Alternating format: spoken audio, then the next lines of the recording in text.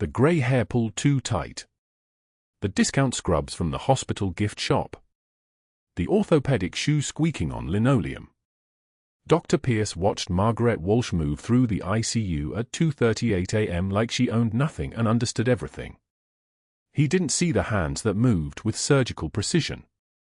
He didn't see the way she assessed vitals in 3 seconds flat, blood pressure, pulse, oxygen saturation, all calculated before most nurses finished reading the monitor. He didn't see the awareness that tracked every person in every room, every door, every exit. He didn't see what she really was. He saw an old nurse in sensible shoes. And that was enough to make him smile. Seattle General's night shift belonged to a different breed. The fluorescent lights hummed their constant, exhausting song overhead as Margaret moved from room 308 to room 310 to room 312, her cartwheels squeaking softly on the polished tile. 12 hours. Every night for 3 years. Her scrubs were faded blue, washed so many times the hospital logo had nearly disappeared. Her name badge hung crooked, the lanyard frayed at one end. When she moved between beds, there was no hesitation. No wasted motion. No mistakes. Room 312 held Danny Reeves, a paralyzed veteran admitted 6 months ago. Below his waist, nothing moved. The doctors had written spinal cord injury across his chart in confident ink. The Pentagon had written something different in a classified file. Margaret was there to observe that file, though she would never admit it, and Danny Reeves would never understand why the night shift nurse paid such careful attention to his non-responsive lower extremities. She checked his full line at 0400, as she did every night. The saline drip had infiltrated slightly, the catheter shifting against the vein wall, fluid leaking into subcutaneous tissue. A small problem. A routine fix. She prepped the area with an alcohol wipe, her movements economical and certain. The antiseptic smell cut through the recycled hospital air as she retrieved her supplies from the cart. In room 311, Danny's roommate, a construction worker named Curtis with a compound fracture of the femur and too many pain medications in his system, had also developed infiltration on his fore. Margaret moved between the 2 rooms, handling both with the same quiet competence.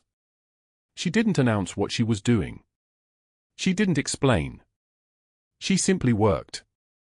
When she bent over Curtis's arm to perform the running stitch that would secure a new for placement without needing a new needle stick, Danny Reeves saw something shift in her hands. The angle changed. The technique changed. This wasn't standard practice. This was something older. Something learned in a place where resources were scarce and improvisation kept people alive. She threaded the silk suture through the skin with a precision that made Danny's breath catch. First the anchor point. Then the running stitch, each loop tight and even, each movement economical. This was a battlefield running stitch. This was a technique taught to combat medics in Baghdad, in Kandahar, in places where first stands weren't always available and a soldier's arm might need to hold a line for 8 hours until a helicopter could reach them. Margaret's jaw tightened imperceptibly as she tied off the final knot. She was still working when Danny whispered from room 311. "That's a battlefield running stitch." The stitch froze for exactly 1 second. Just one. Then it finished, perfect and precise. She cut the silk with her teeth, a small gesture but unmistakably military. Never waste supplies. Never make unnecessary movements. Where does civilian nurse learn that? Margaret turned to face him. Her eyes were the color of gunmetal. Her face was a mask of professional neutrality that had taken 3 years to perfect in these fluorescent corridors. That mask had cost her something. The effort not to show recognition. Not to acknowledge what Danny had just seen. Not to confirm what he suspected. She moved closer to his bed. Not close enough to be suspicious. Just close enough to keep her voice from carrying to the hallway. "I worked in field medicine for a while." Her voice was steady. Measured. But something in Danny's chest recognized the tone, the same tone he'd heard in Baghdad from senior NCOs and special operations medics who had seen too much and learned how to function anyway.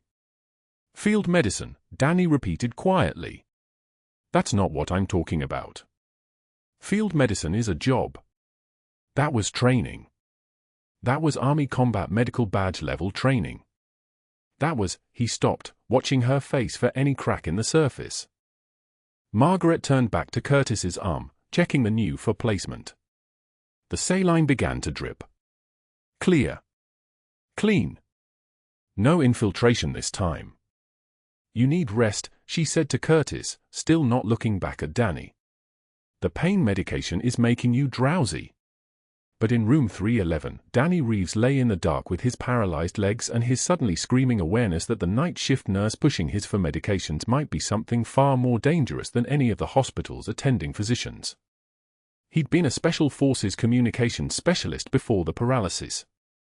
He knew what 11 years of military medical training looked like when it moved a person's hands.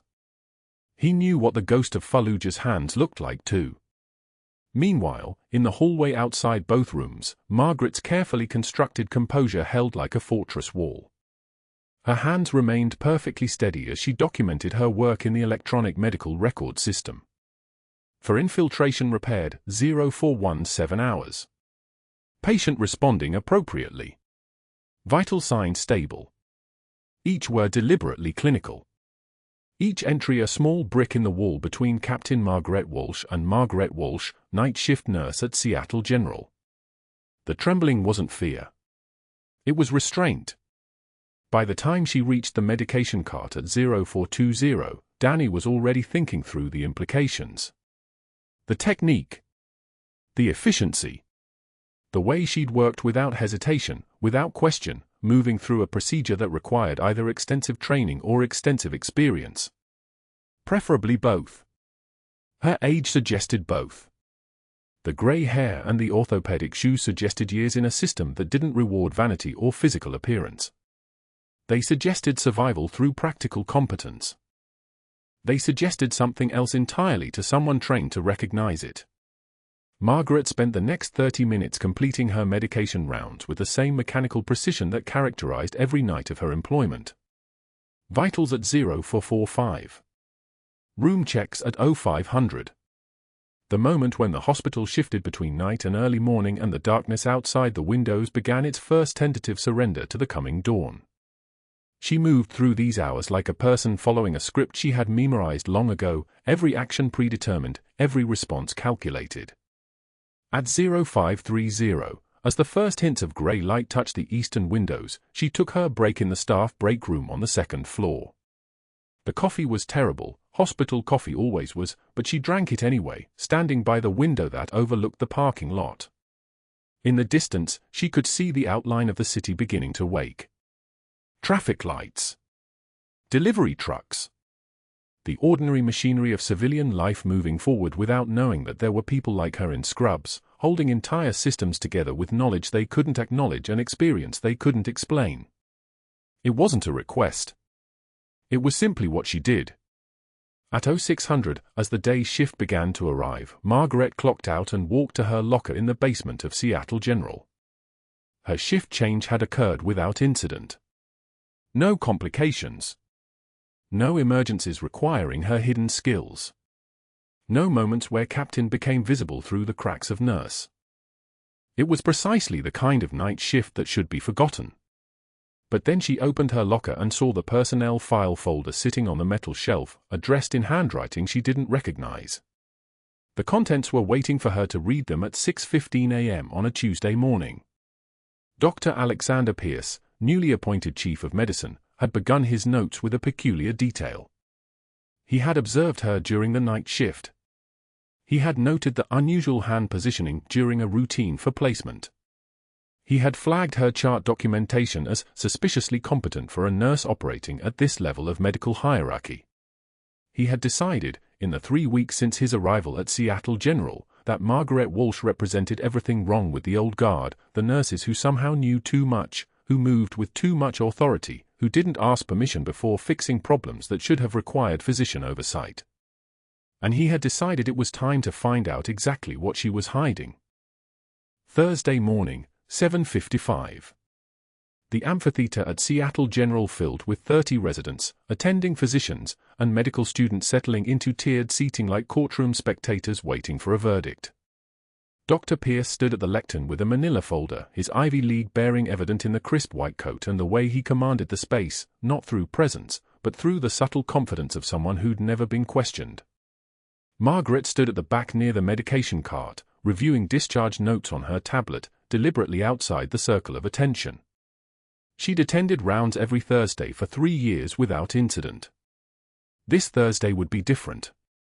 He opened the folder. "I want to discuss a concerning trend," Dr. Pierce announced, his voice cutting through the murmur of settling attendees. "One that reflects a fundamental breakdown in scope of practice. Nurse Walsh, would you come forward?" The room tilted. 29 pairs of eyes shifted toward the back of the amphitheater, toward Margaret, who set her tablet down with the kind of deliberate care that came from hands trained to remain steady during mortar fire. She walked forward. Her stride was measured, her posture neither defensive nor proud. "Just present. Just waiting." "These are her chart notes from the Hernandez case," Dr. Pierce said, holding up the papers with the theatrical precision of a prosecutor presenting evidence. "Notice the detail. The notation here: respiratory pattern shallow, accessory muscle use, possible early respiratory compromise. Does anyone see the problem?" He paused, letting silence work for him. "This is diagnostic language. This is physician assessment. Nurse Walsh, you have," he checked the file, 3 years of nursing experience. No advanced practice license. No graduate degree. His smile was thin and professional. The kind of smile that felt like a knife being drawn. "Yet here you are, documenting clinical assessments that frankly suggest you've appointed yourself as a junior physician. Tell me, what makes you qualified to document diagnostic findings?" Margaret's jaw tightened imperceptibly. Just a muscle contraction, lasting maybe 0.2 of a second. Her voice, when it came, was level and deferential. "I documented what I observed, doctor. Nothing more." "That's the problem," Pierce continued, turning to address the room rather than her. "This is what happens when we let undertrained staff play doctor. When we don't maintain professional boundaries. Nurse Walsh here seems to have forgotten that she's not qualified to make clinical assessments. She's qualified to take orders." A resident smirked. An attending looked away. The chief of medicine smiled at his own wit. "Tell you what, Nurse Walsh. From now on, you stick to bedpans and vital signs. Leave the thinking to people with actual credentials. We have standards here at Seattle General." He turned back to his lectern, dismissing her with the casual cruelty of someone who'd never faced professional opposition. "Now, about the Gunderson post-op protocol." Margaret walked back to the medication cart. Her hands remained perfectly steady as she retrieved her tablet, her face a mask of professional neutrality that revealed nothing of the 12 years she'd spent as a Special Forces combat medic in Baghdad, where she'd performed field surgery under live fire in conditions that would have killed a civilian doctor within minutes. She continued her rounds. The morning moved forward. By noon, the nickname had spread through the hospital like infection. Dr. Bedpan. That's what the residents called her in the hallways. Margaret heard it twice in the stairwell, once at the coffee station, and once, this one deliberate, loud enough for her to catch, as 2 interns stood behind her at the vending machine in the break room at 1:43 in the afternoon. "I heard Dr. Bedpan thinks she can read EKGs now," the first intern said, voice pitched for an audience. "Probably learned that on YouTube too." The second one laughed. That particular sound of mockery that only came when someone felt absolutely certain of their social position. Seriously, someone that old and undertrained should have been escorted out by security already. How is she even still employed? Margaret stood motionless in front of the vending machine, her hand extended toward the coffee cup she'd selected. The fluorescent lights hummed their constant industrial song above her. She could feel their presence behind her like heat from a furnace, could sense the exact moment they realized she'd heard them. The thermometer could have read her internal temperature and found it unchanged. No spike in cortisol. No heat in her face. Just the calm that came from having already survived things that made a hospital full of assumptions feel like background noise. She pressed B7. The mechanism whirred. The coffee cup dropped and struck the metal catch with a sharp mechanical click. She retrieved it, turned, and made direct eye contact with both interns. Not glaring. Not threatening. Just the kind of clear, unblinking look that came from someone who'd recognized hostile intent in worse situations and decided it wasn't worth the bullet. She nodded once, slow and measured, the kind of acknowledgement you gave to people you'd already written off, and walked away. The second intern's face had gone the color of soured milk. The first one stared at his shoes. That was the moment something shifted in Margaret's chest, not breaking, but settling into a different configuration. The kind of adjustment that came from accepting that the mask was going to get harder to maintain. Evening rounds found her in the hallway outside room 312, where Danny Reeves lay in a hospital bed that had become his entire world since the paralysis had claimed him. Dr. Pierce appeared at the far end of the corridor like a bad prognosis materializing, his approach deliberate and slow. He stopped directly in front of her, close enough that his cologne cut through the antiseptic smell of the hospital, something expensive that Margaret recognized as the scent of someone who'd never worried about money. "Nurse Walsh," he said, his tone conversational in that particular way that meant he was about to say something cutting. "I've noticed you're documenting pain assessments with unusual detail. The Reeves patient, specifically. Very thorough notation of his recovery patterns. Neuropathic pain markers." He tilted his head slightly. "Almost like you're performing clinical analysis. He's my patient. I document his condition." "Yes, but there's a difference between documentation and diagnosis. I need you to understand that very clearly. You stay in your lane, or I'll find someone who can follow simple protocols." He paused, letting the threat sit between them like a held breath. "We have standards here. Very high standards. Perhaps you'd be more comfortable at a rural clinic. Somewhere smaller. Where the expectations wouldn't be quite as rigorous." He smiled, and the smile had the weight of institutional power behind it. "I'm sure places like that would appreciate your particular enthusiasm." Other nurses watched from the station 20 feet away, then quickly looked away when they thought he might notice them watching. Margaret nodded once, her face revealing nothing. "Understood, Doctor." "Good. Glad we understand each other." He walked away, and Margaret stood in the hallway with a coffee cup cooling in her hands and the understanding that her days at Seattle General were numbered. That night, alone in the supply closet at the end of her shift, she closed the door and stood in the dark. Her hands found the metal shelf, and she gripped it until her knuckles turned white, the tendons in her forearms standing out like rope under skin. Her breathing remained controlled and measured. In through the nose. Hold. Out through the mouth. The technique she'd learned in Fallujah when her team's position had been hit and Marcus Chen had been bleeding out onto a concrete floor while she applied a tourniquet with hands that did not shake.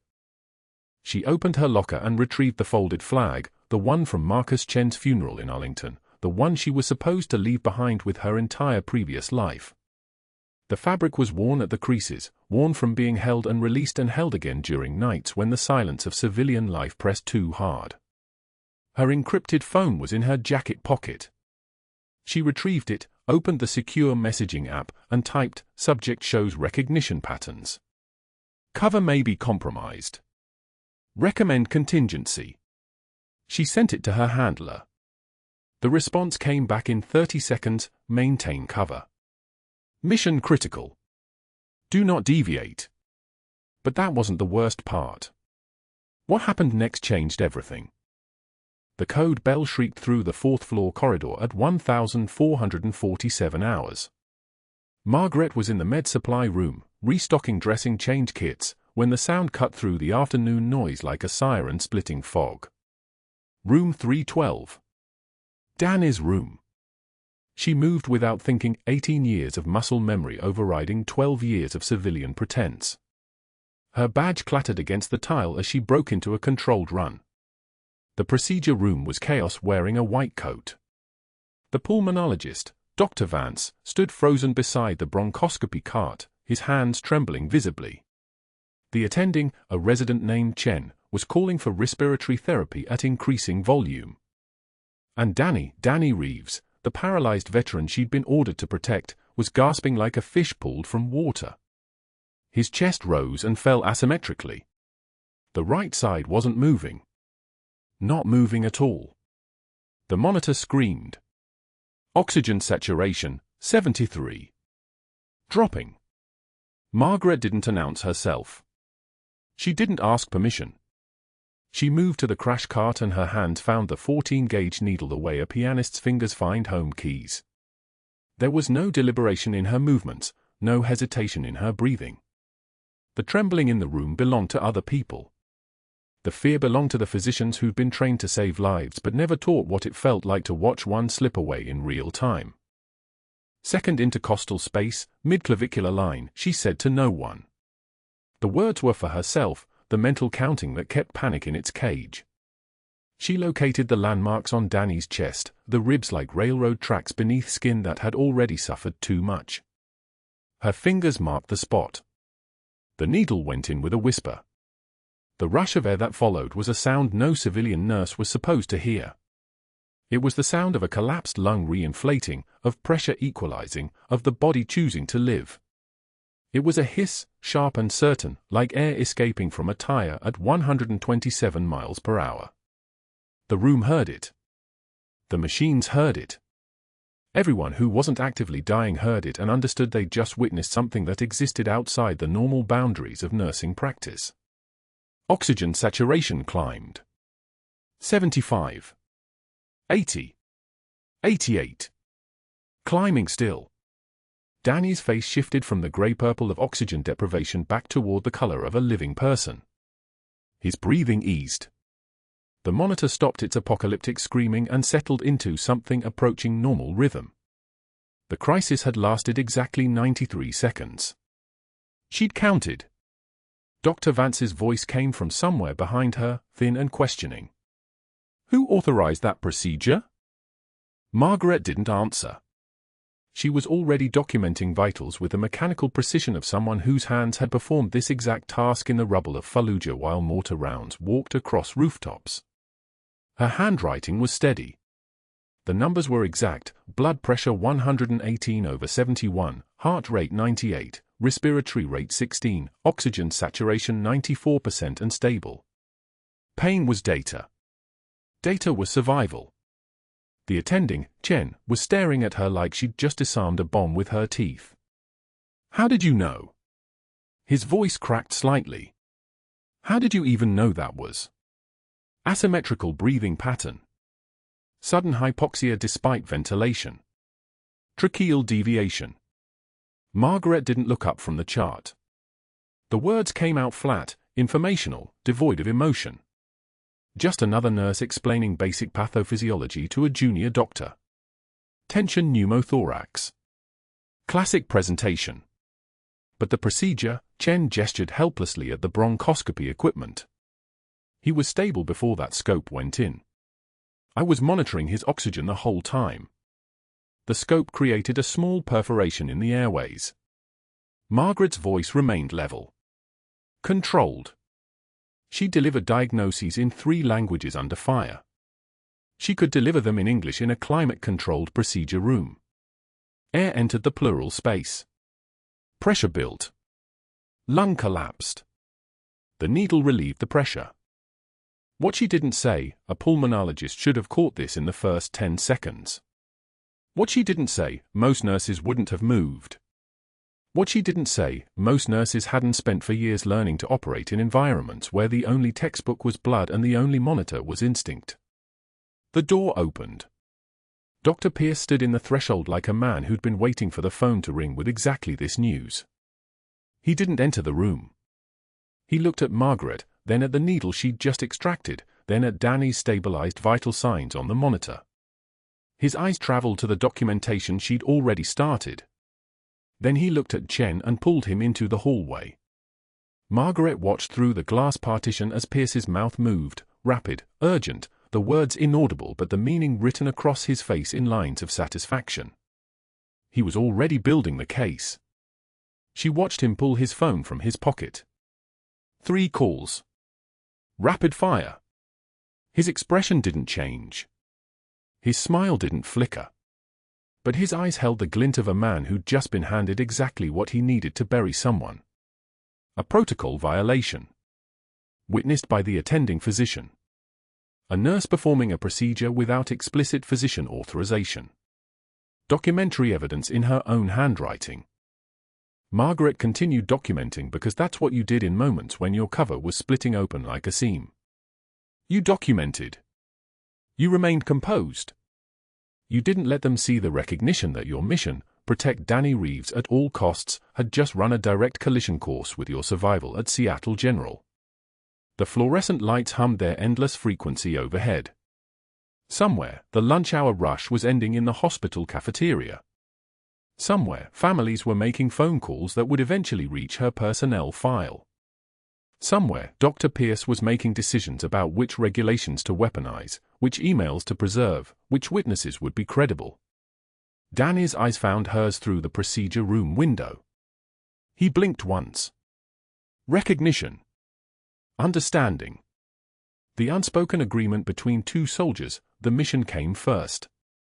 By 1900 hours, Margaret had cleared her locker into a cardboard box that had once held surgical gloves. The mug with the cracked handle, "World's Best Nurse" in faded letters, fit awkwardly beside the dying succulent from the staff gift exchange last Christmas. At the bottom, wrapped in paper towel, was the folded flag from Marcus Chen's memorial service. She'd carried it for 3 years without anyone asking why a nurse kept military colors in her locker. Dr. Pierce delivered the suspension notice personally at 2,100 hours. He held it like a gift he'd been saving. "Clear the premises by midnight," he said. His voice carried the tone of someone reading aloud from a script he'd already memorized. "HR will be in contact regarding the formal investigation. You'll be contacted by security if charges warrant disciplinary action beyond suspension." Margaret took the envelope from his hand. Her fingers were steady. Her breathing was steady. Everything about her was a model of professional acceptance. What she didn't say, she'd survived worse than this in the parking lot outside FOB Shank with 3 broken ribs and a radio with 1 functional channel.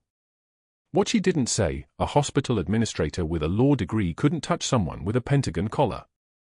What she didn't say, the suspension notice in her hands wasn't an ending. It was a beginning. She nodded once and turned toward the employee exit. The rain in the parking lot hammered the asphalt like applause for a performance nobody was meant to understand.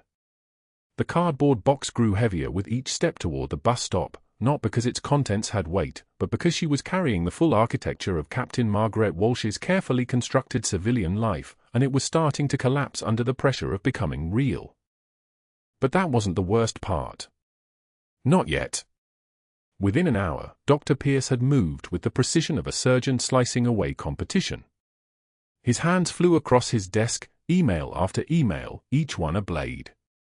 Protocol violations. Scope of practice overreach. An obscure hospital regulation buried in the 2019 Administrative Code, Section 7.4.2, Paragraph C, Subsection 3, nurses performing invasive procedures required explicit physician authorization documented in real time. He had found it while searching for ammunition, and now he polished it like a rifle barrel. The needle decompression was indefensible. Margaret had acted without an order. The attending physician had frozen. The video evidence was crystal clear. Pierce constructed his case methodically, the way someone builds a wall 1 brick at a time, each email citing specific violations, each citation referencing hospital policy, each policy leading back to the same conclusion: Margaret Walsh had exceeded her credentials, endangered patient safety, and operated outside her scope. He copied the chief nursing officer, the patient safety committee, and 3 members of the medical executive board. His tone was measured, concerned, almost regretful. "I have grave concerns about liability exposure," he wrote. "This incident represents a dangerous precedent that requires immediate remedial action." By 2,100 hours, HR had responded to his formal complaint with the speed of dominoes falling. Suspension pending investigation. Effective immediately. At 2,315 hours, Dr. Pierce hand-delivered the termination notice himself. Margaret was in the break room, washing coffee residue from a mug. Her hands moved with mechanical precision under the tap water, scrub, rinse, scrub again. The fluorescent overhead light buzzed its permanent electronic drone. Pierce entered, and the air pressure changed. She didn't look up.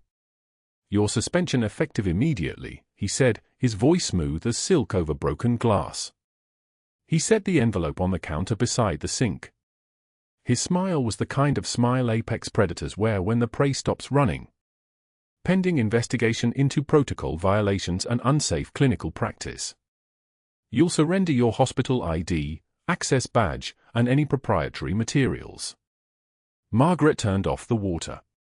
Dried her hands on a paper towel with the same deliberate rhythm she'd used all night shift. One hand. The other.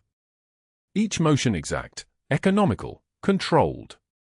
Her jaw was locked so tight a vein ran blue down the side of her neck. She picked up the envelope. Her hands were steady. Her voice was steadier. "I understand," she said.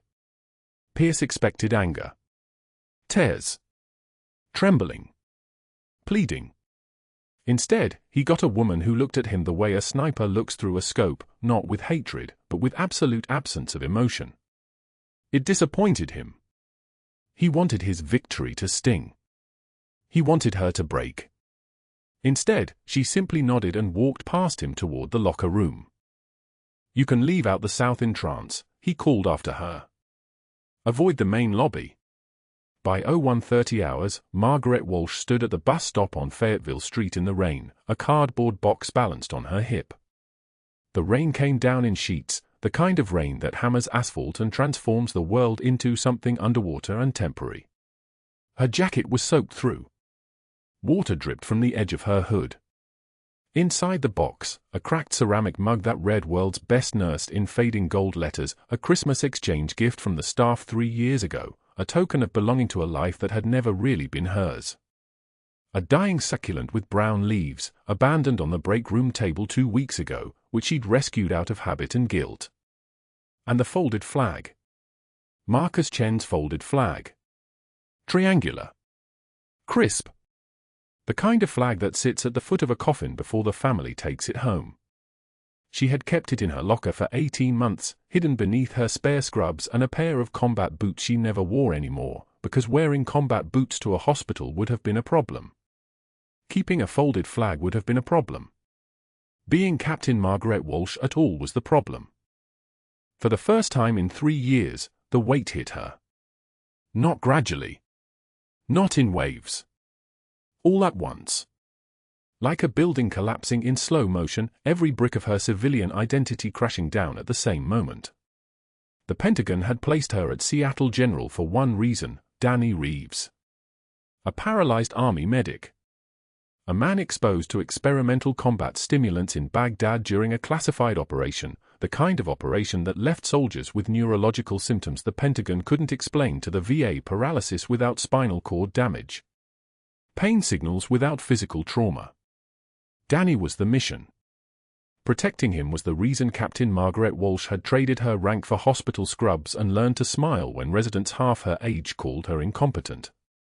Now the mission was compromised. The cover was blown. The asset was unprotected. At the hospital, Danny Reeves lay awake in room 312, staring at the ceiling. A nurse he didn't know had come in to check his vitals at 00 for 5 hours. Not Margaret. He'd asked where she was. The nurse, a young man named Brandon, had hesitated long enough that Danny knew the answer before he heard it. "She's been suspended," Brandon said quietly. "Pending investigation." Dr. Pierce filed some kind of complaint about the procedure this afternoon. Danny's jaw tightened. He remembered the needle decompression with the kind of clarity that only comes from battlefield medicine, that absolute certainty in her movements. Hands that didn't second-guess. Eyes that didn't flicker. A woman performing an invasive procedure like she'd done it 1,000 times before under far worse conditions. Like she'd held bleeding soldiers together while insurgents fired from windows and the smell of diesel and blood mixed into something that made your eyes water. Danny had recognized the technique. Combat precision doesn't look like civilian medicine. Combat precision looks like survival. Meanwhile, at 0200 hours, Dr. Pierce sat in his office in the dark, his computer screen the only light. He'd pulled the security footage from Trauma Bay 4, the video that showed Margaret performing the needle decompression without physician authorization. Perfect evidence. Irrefutable documentation of protocol violation. He watched it 3 times, each viewing confirming his thesis: she had acted alone. She had exceeded her authority. She had exposed the hospital to liability and the attending physician to professional embarrassment. Pierce moved to delete the file. 1 click. The file icon wavered, then disappeared from the desktop. But in the hospital server room on the 4th floor, something different was happening. A Navy veteran named Rodriguez, the hospital IT administrator, a man who'd spent 8 years in naval intelligence before a shoulder wound ended his career, had received an alert. An attempt to delete a security file from an administrative account. Unusual. Logged it. Watched it happen again at 0204 hours. A third deletion attempt at 0206 hours. Rodriguez didn't intervene yet. He simply created a backup. Encrypted it. Sent copies to hospital security with a note: "Doctor may have information relevant to your investigation. Recommend preservation of original evidence." Then he made coffee and waited for dawn. At 0630 hours, Margaret's phone rang. Unlisted number. She was standing on the sidewalk in her soaked jacket, the cardboard box on her knee, the bus having passed 40 minutes ago without her boarding. Captain Walsh. A woman's voice. Military cadence, even in 2 words. Report to Seattle General. Administrative Wing, Conference Room B, 0900 hours. Federal escort will meet you in the lobby. The line went dead. Margaret stood in the rain, holding a phone and a box containing the fragments of 2 lives, and understood that something larger than Dr. Pierce's vendetta was moving. The Pentagon didn't call at 0630 hours for coincidences. The Pentagon didn't send federal escorts for protocol violations. Something had shifted. Something was coming. She walked toward the hospital, rain hammering against her shoulders like applause for a performance nobody was supposed to understand.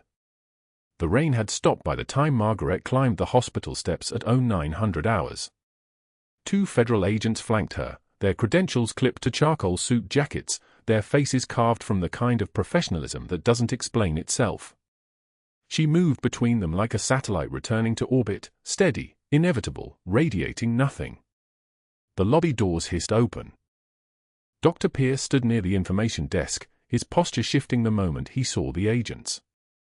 His face brightened with a satisfaction so transparent Margaret could read the thoughts scrolling behind his eyes: vindication. He believed they were here because of his complaints. Because his carefully constructed case had teeth. Because the system had finally validated what he'd known all along, that she was dangerous, that she'd overstepped, that he'd been right to purge her from his hospital. He stepped forward, his voice already adopting the tone of a man who'd won. "Gentlemen, I'm Dr. Pierce, Chief of Medicine. I assume this concerns the nurse I reported last night? The protocol violations? I have comprehensive documentation if you'd like to review." "We're not here for you," the agent on Margaret's left said. His voice carried the flat certainty of someone accustomed to shutting down smaller conversations.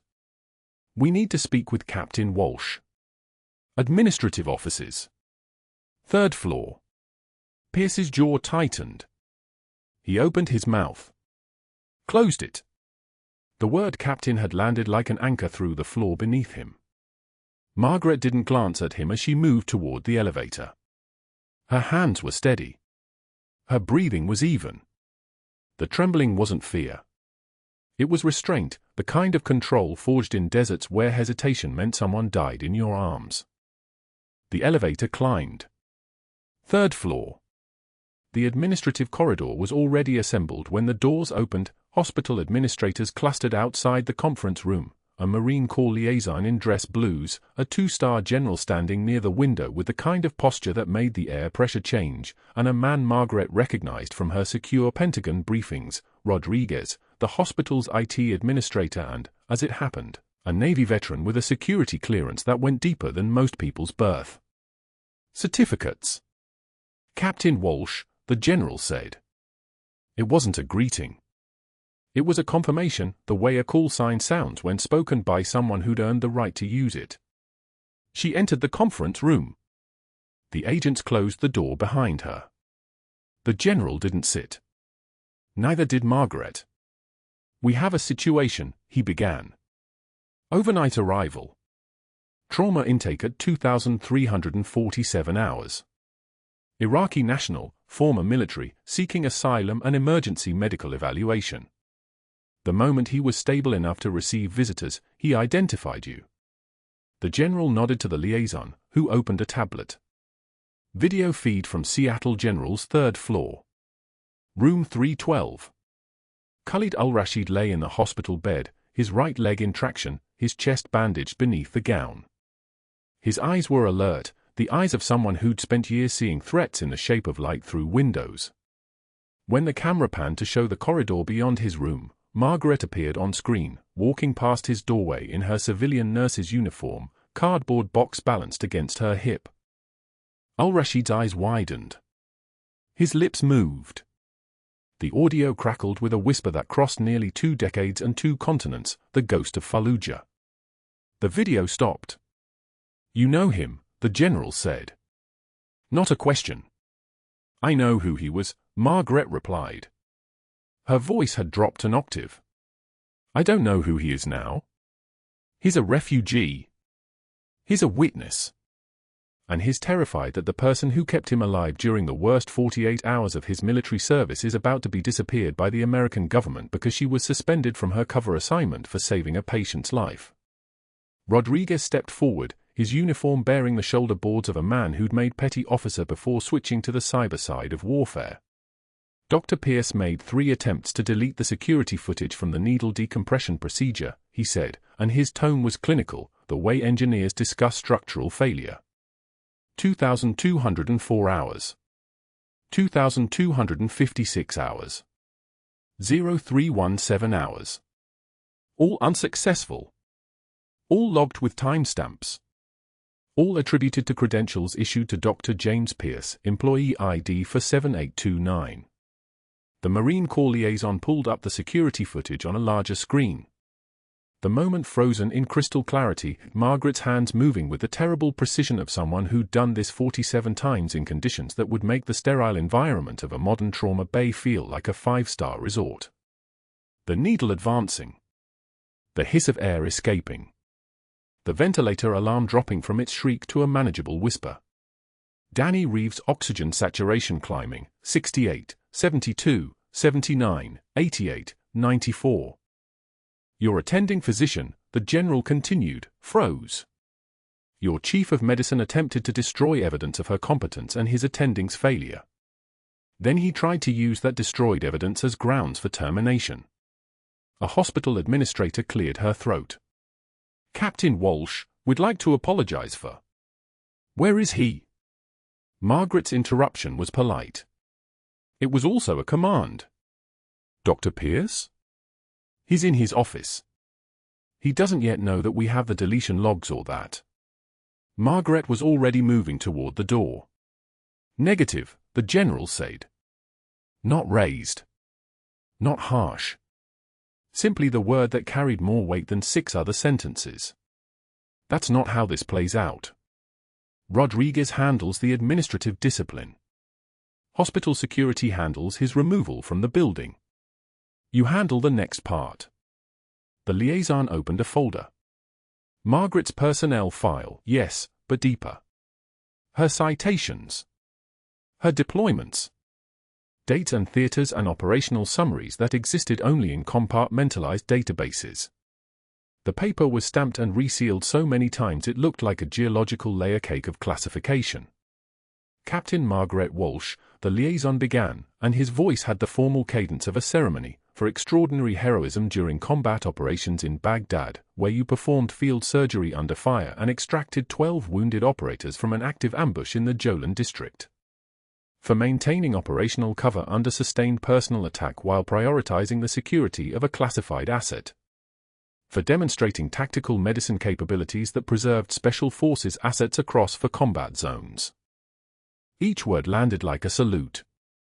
Silver Star, the general said. It wasn't listed. It was presented, each medal its own sentence, its own beat. Bronze Star. The liaison turned the page. 2 Purple Hearts. The room held its breath. And a Navy Cross. Silence so thick you could operate in it. Margaret's hands remained at her sides. Her jaw didn't clench. Her eyes didn't water. The training ran deeper than emotion, the kind of control that came from having already cried every tear a human body could produce and still needing to function, to lead, to save lives.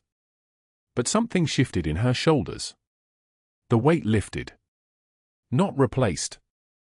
Lifted. Your medical license, the general continued, exceeds nursing credentials by approximately the same margin that a helicopter exceeds a bicycle. Your combat medicine certification is equivalent to a trauma fellowship from Johns Hopkins. Your tactical intervention record is 47 for a 47 with 0 preventable mortality. Rodriguez pulled up another screen. Hospital administration records. Emails. Phone logs. Every interaction between Dr. Pierce and his allies, documented, preserved, logged. The conspiracy to discredit her, now visible as a web of institutional corruption, looked small. Petty. Like a man throwing pebbles at a tank because he'd never seen a tank before. 3 attempts to purge the security footage, Rodriguez repeated, and now his voice carried the satisfaction of a technician who'd won a technical argument. He thought the hospital system used standard deletion protocols. He wasn't aware that all clinical camera feeds are mirrored to a Department of Defense server based on the presence of classified asset protection requirements. Every deletion attempt created a new backup. The door opened. Hospital security was already moving into the corridor. Margaret could hear the elevator arriving.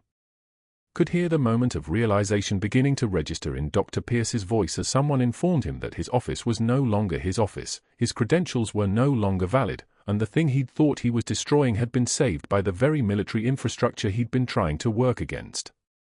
6 hours ago, the general said, the State Medical Board opened a formal inquiry into evidence tampering and patient endangerment. His legal defense is approximately worth what you'd spend on coffee in a week of combat deployments. His career is functionally over. Margaret turned from the window. The 2-star general stood at ease, but there was nothing relaxed about the posture. This was a man who'd arranged something, orchestrated it, ensured that the institutional machinery would grind in the correct direction for once. Your assignment stands, he said. Danny Reeves remains your responsibility. The experimental stimulant protocols are showing reversal indicators. In 6 months, he may regain mobility. Khalid al-Rashid has information about 3 other operators exposed to similar compounds in 2009 and 2010. You'll coordinate with his medical team to establish baseline health metrics and treatment protocols. Understood, Margaret said. You're also being promoted, the liaison added. Director of Tactical Medicine Integration. Joint appointment through Walter Reed and the Pentagon. Your job is to train civilian trauma teams in combat protocols and establish integration standards for military medical advisors in civilian hospital networks. You'll be based out of D.C., but you retain access to Seattle General for classified asset oversight. The general extended his hand. Margaret took it. The grip was firm, the kind of handshake 2 soldiers exchange when the work ahead is larger than both of them, and they're choosing to do it anyway. Welcome home, Captain, he said. The corridor was already being cleared of Dr. Pierce. Margaret watched him pass security, his face the color of old concrete, his hands moving without purpose, his voice making sounds that weren't quite words. The 2 interns from the vending machine stood near the nursing station, their faces pale, their entire understanding of institutional hierarchy collapsing like a building with the load-bearing walls removed.